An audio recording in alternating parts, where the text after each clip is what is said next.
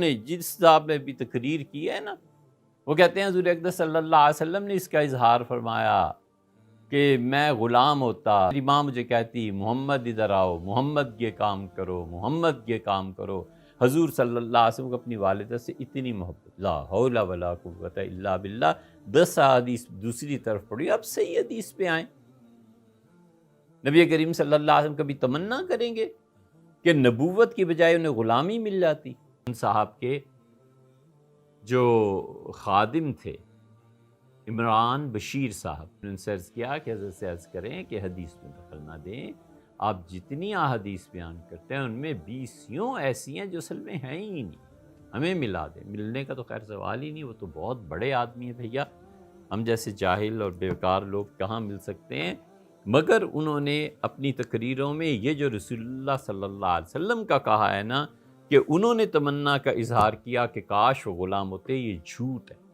ایک صاحب نے تقریر کی ہے اور لوگوں کو یہ بتانے کے لیے کہ ماں کے بڑے حقوق ہوتے ہیں، بھئی 20 احادیث صحیح اور قرآن کریم کے احکامات موجود ہیں، کیوں آپ جھوٹ کی طرف جاتے ہیں؟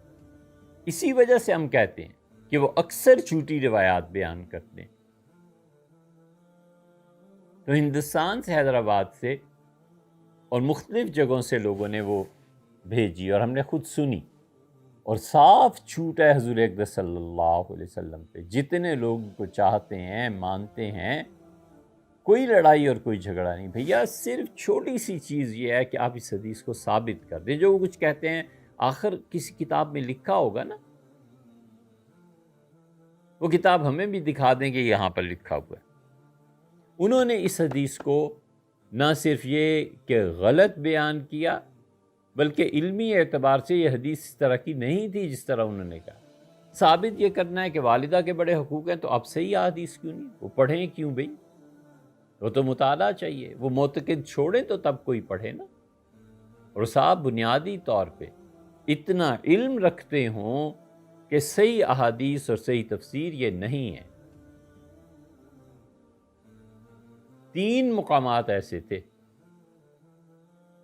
ڈھونڈنے کو چلیں تو 20 مثالیں ملیں گی، لیکن ہم نے ان پہ گرفت اسی لیے کی کہ حضور اقدس صلی اللہ علیہ وسلم پہ جھوٹ نہ بولیں۔ نبی کریم صلی اللہ علیہ وسلم ہم آپ جیسے نہیں ہیں، ہمیں ان کی عزت کا دفاع کرنا ہے، ان کے کلام کا دفاع کرنا ہے۔ ان احادیث سے جو چیزیں آپ ثابت کرنا چاہتے ہیں، اگلی نسلیں ہمارے ذمے پڑ جائیں گی، متھے لگ جائیں گی، وہ کہیں گے اس چیز کو ثابت کرو۔ کون ثابت کرے گا ادھر؟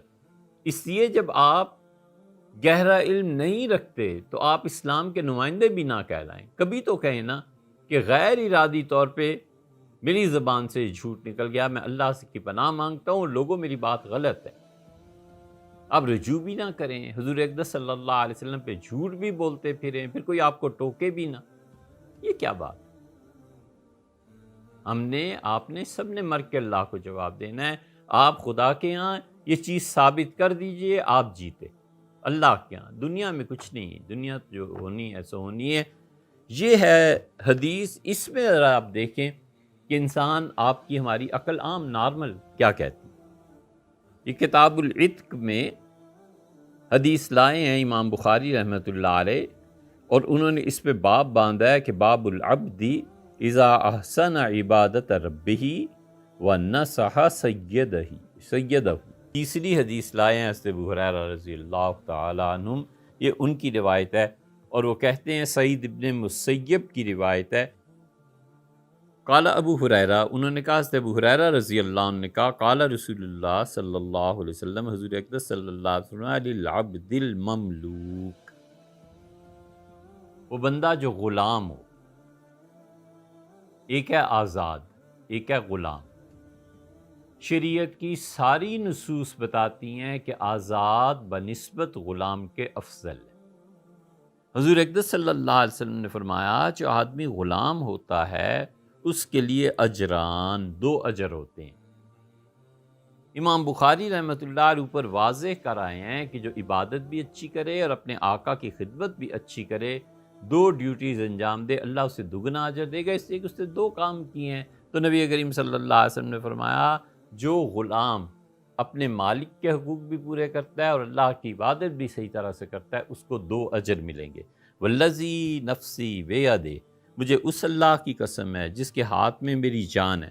حضور اقدس صلی اللہ علیہ وسلم عمومی طور پہ جب قسم کھاتے تھے تو یہ الفاظ استعمال فرمایا کرتے تھے، والذی نفسی بیدہ، اس اللہ کی قسم جس کے قبضہ قدرت میں میری جان ہے۔ لولا الجہاد فی سبیل اللہ، اگر اللہ کے راستے میں جہاد نہ ہوتا، والحج، اور حج نہ ہوتا، وبر امی، اور مجھے والدہ ان کے ساتھ نیکی نہ کرنی ہوتی، لاحببت، تو میری تمنا تھی کہ ان اموتا وانا مملوک، میں اس حالت میں مرتا کہ میں غلام ہوتا۔ تو غلامی کی تمنا کا اظہار فرمایا۔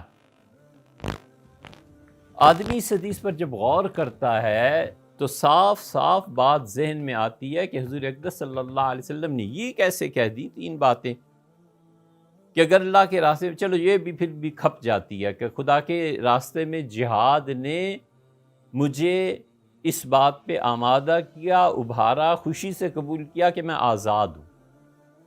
لیکن دیکھو، بر امی، میری والدہ کی خدمت جو ہے نا، دوسری چیز یہ ہے جو غلامی میں مانے ہے۔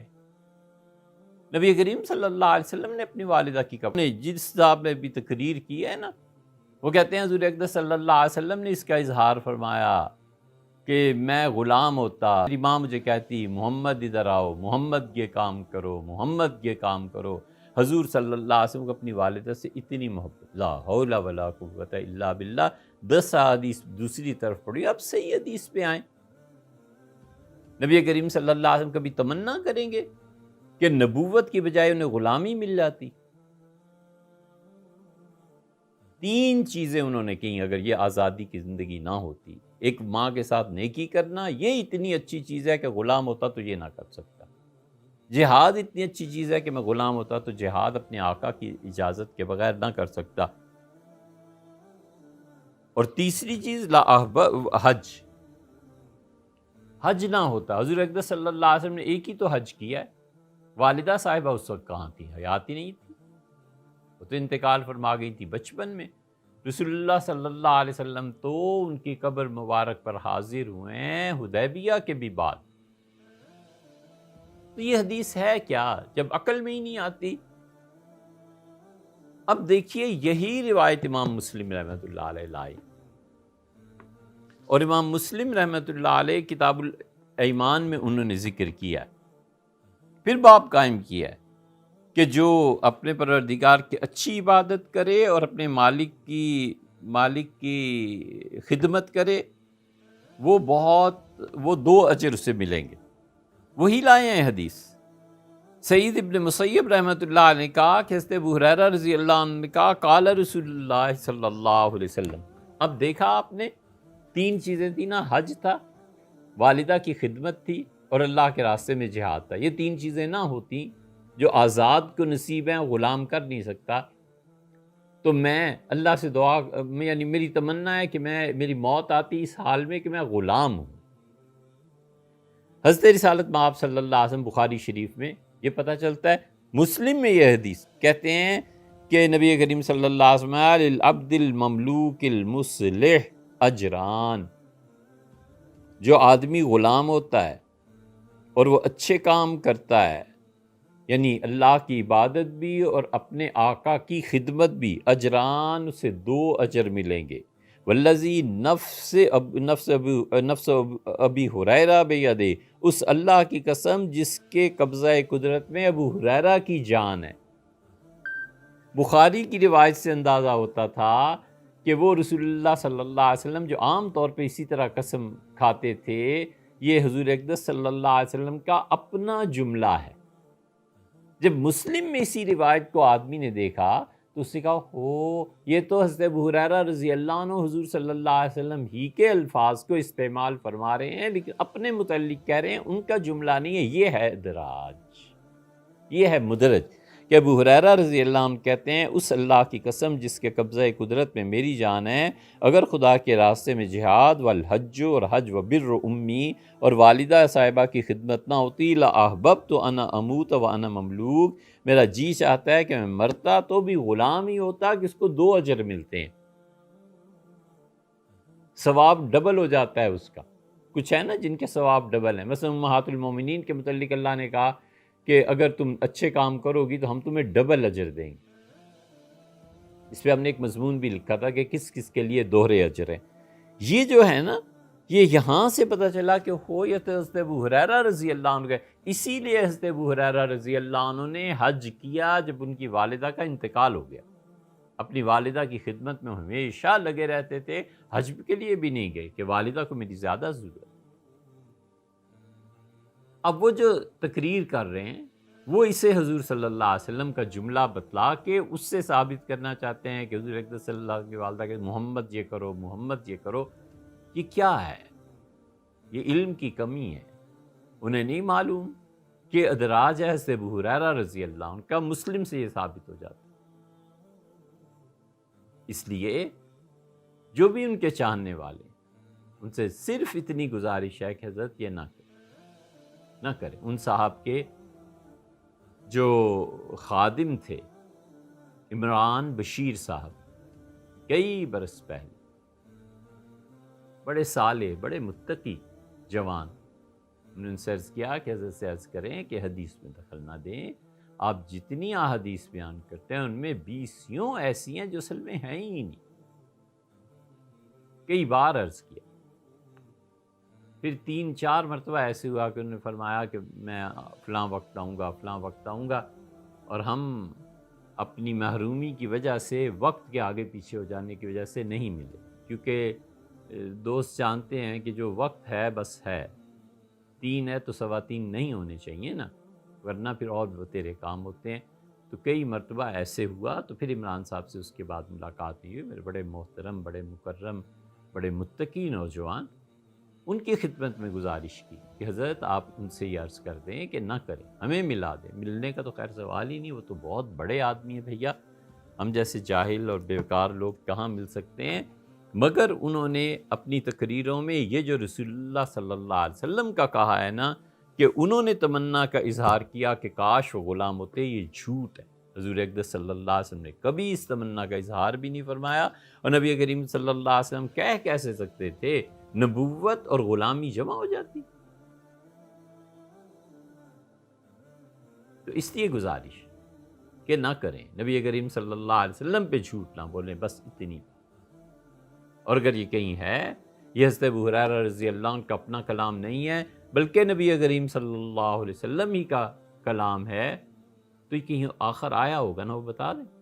کرمانی نے یہ جرت کی ہے، یہ کلام سارا رسول اللہ صلی اللہ علیہ وسلم کا ہے۔